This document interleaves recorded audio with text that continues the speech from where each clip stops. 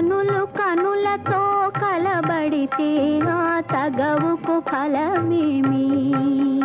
కలలే నా కలలో నీవే కనబడితే ఆ చొరవకు బలమేమి? మరులే మరులు మనసులో స్థిరపడితే ఆపై జరిగేదేమి? మనువు